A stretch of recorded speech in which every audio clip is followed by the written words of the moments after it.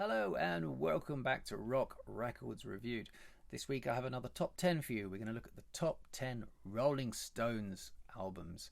I think this is the best way to look at the Rolling Stones because they made so many records we'd be here all day. Also, I think a lot of the records outside this top 10 are quite inconsistent. But the Stones don't need any introduction from me. They formed in London in 1962. Mick Jagger, Keith Richards, Charlie Watts, Bill Wyman and Brian Jones, the self-proclaimed greatest rock and roll band in the world. And who am I to argue? One interesting fact before we get going, it's said that Mick Jagger has been seen live in person by more people than anyone else in history. But let's get straight into it. And we're going to start the controversy immediately because I'm going to put at number 10 a record a lot of people don't rate at all. And that's their 17th album from 1983, Undercover. This record was made amidst a lot of tension between Mick Jagger and Keith Richards, mainly musical because Keith Richards was always the sort of traditional blues man, but Mick Jagger had been trying to push the Stones into sort of new pastures with dance music and disco, world music, reggae. His interests were sort of bringing all these kind of music to the table, and Keith Richards was resisting it, and as a result this album is kind of a really weird eclectic mix of styles. I can't quite place where it belongs, but that doesn't make it any less enjoyable. You've got Undercover, which is a song I've always really liked. She Was Hot is a sort of fairly straight rocker but no less enjoyable for it, but then you've got these interesting songs like Tie You Up and Too Much Blood. There's a sort of dark, nasty edge to some of these songs, but somehow I've always really warmed to this album. Mick Jagger hasn't. I don't think he likes it that much. It was the last, sadly, to feature Ian Stewart, who was the Stones' sixth member. He was perhaps not quite as photogenic as the other members of the band, so he was always kept in the background, but sadly this was the last record he made before he died. At number 9, from 1989, their 19th album, Steel Wheels. Now, I wanted to put a sort of later period Rolling Stones album in this list, and I think this is the one to pick. This was very much something of a comeback record. It came off the back of The Mess of Dirty Work, a record they made amidst all kinds of problems in the mid-80s. But after that record, Mick Jagger and Keith Richards had both gone off and done solo records, and it seems to me like they'd got something out of their system by the time they came back to make Steel Wheels. It sounds much more harmonious. There's a focus and a leanness on this record that we haven't heard for a long time. The big hit was Mixed Emotions, but also Rock and a Hard Place is on here. But I think it's a really consistent record because a lot of the supporting cast of songs is very strong. You've got Sad, Sad, Sad, Slipping Away, Almost Hear You Sigh, Continental Drift, which sounds fantastic. This was the last record to feature Bill Wyman, but it was also in many ways the record that heralded the new era for rock music of the mega stadium tours that were grossing hundreds and hundreds of millions of dollars. So in many ways this record has a lot to answer for.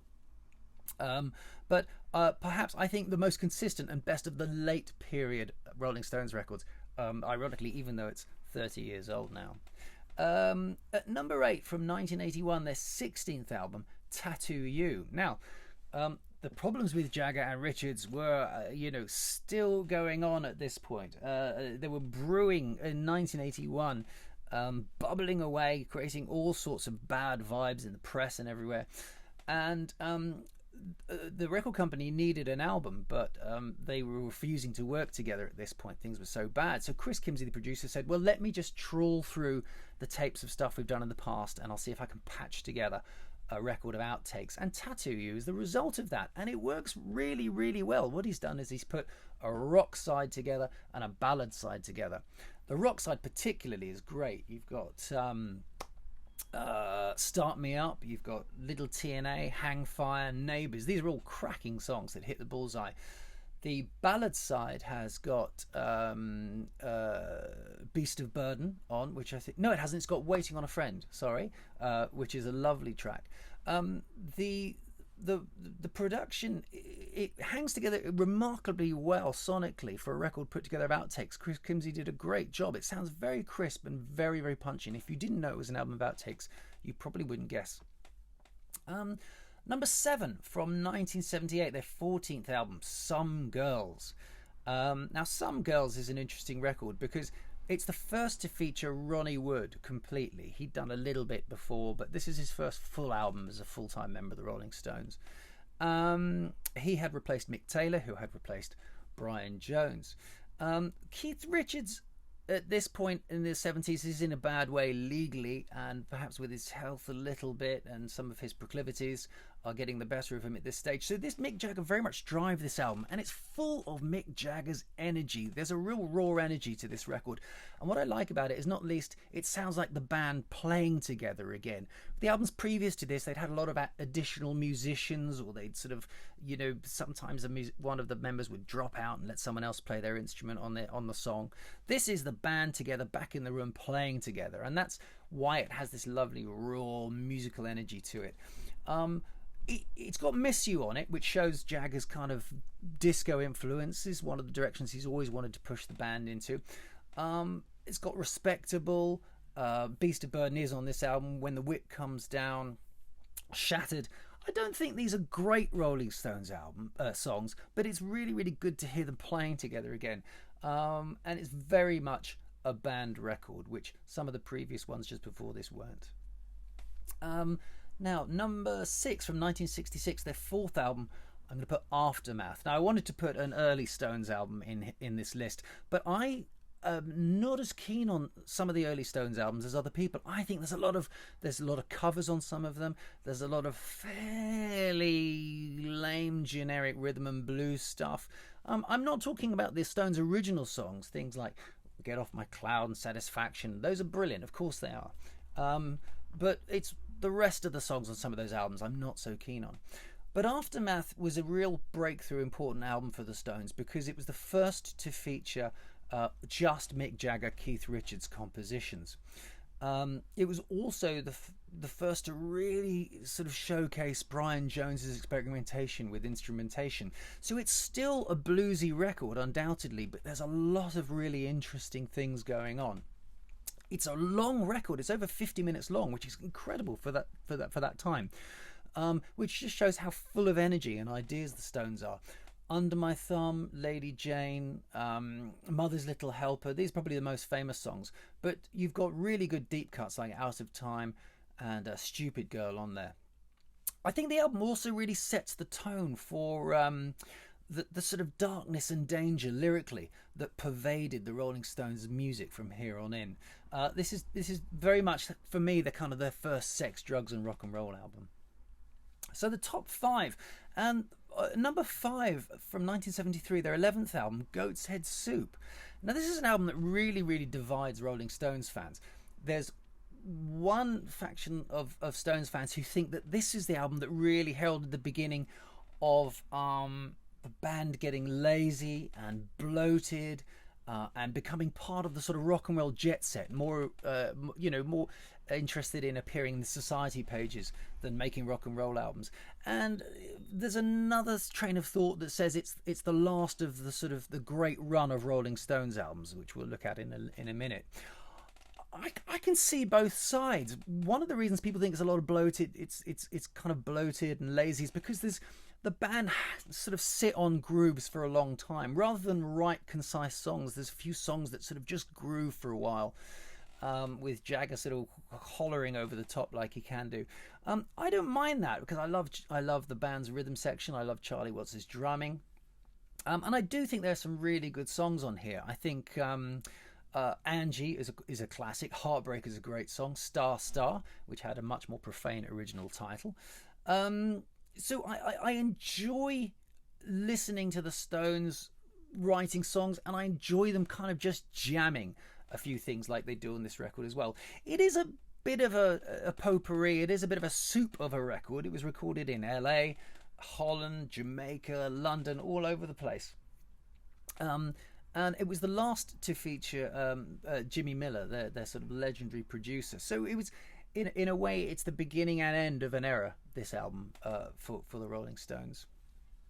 But now, the next 4 records are regarded as 4 records, one of the greatest sequences of records ever released by a rock and roll band. And different Stones fans will put these 4 records in a different order. This is the order I'm going to put them in today. So at number 4, from 1968, their seventh album, Beggars Banquet. Now, this was the start of this 4-album run.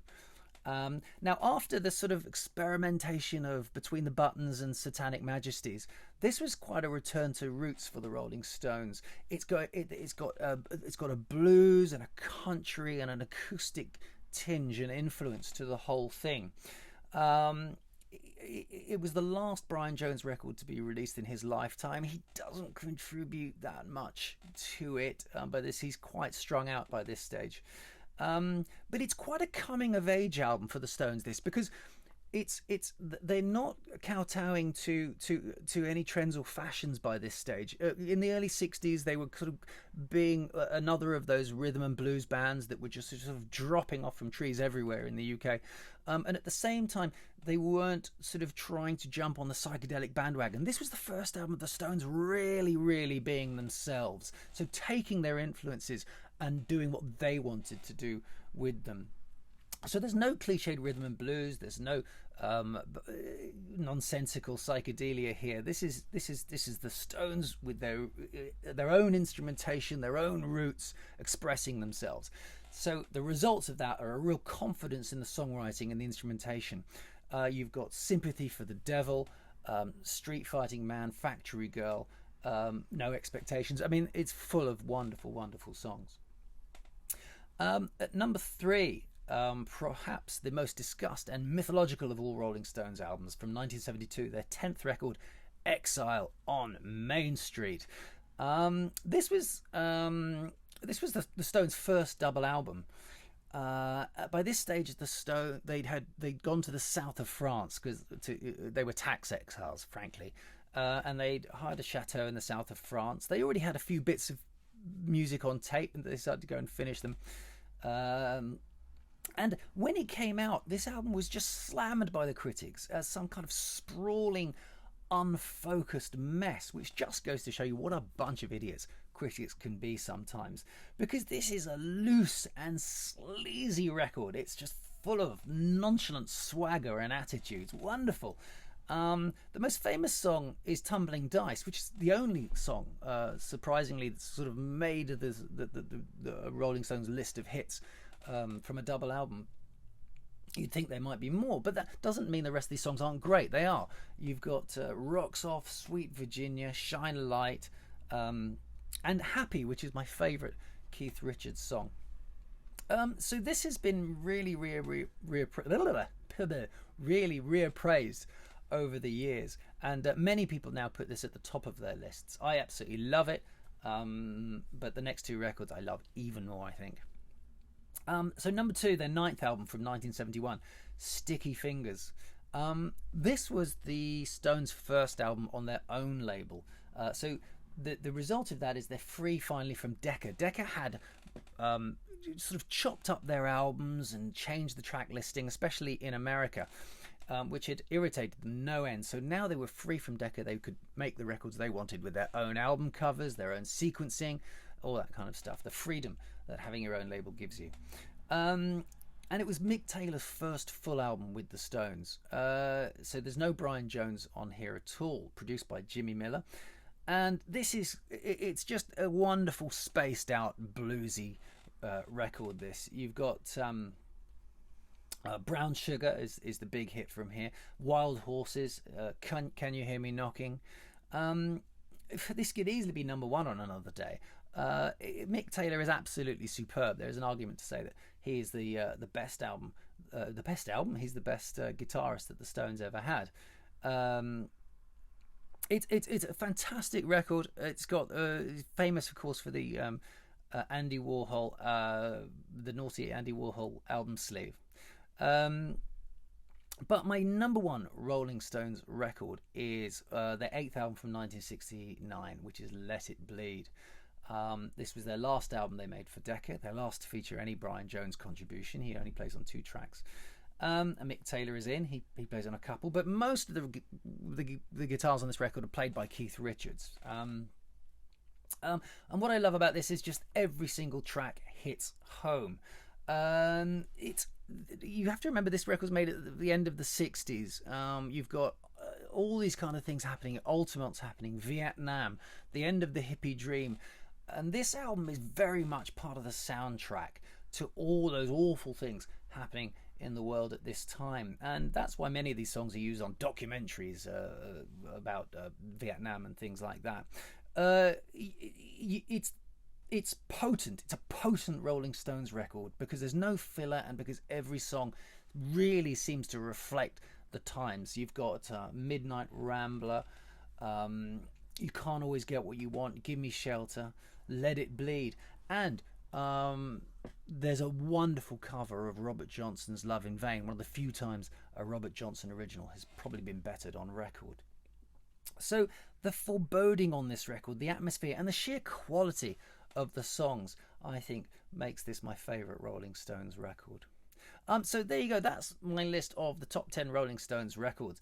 There are some really good Rolling Stones albums outside of this top 10, and there are some really good Rolling Stones albums.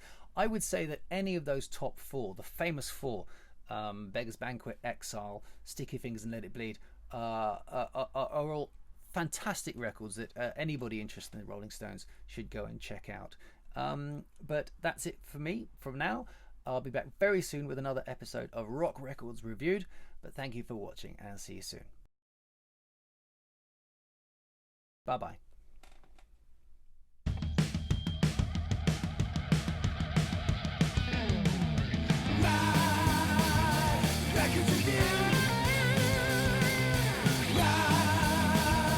Records Reviewed.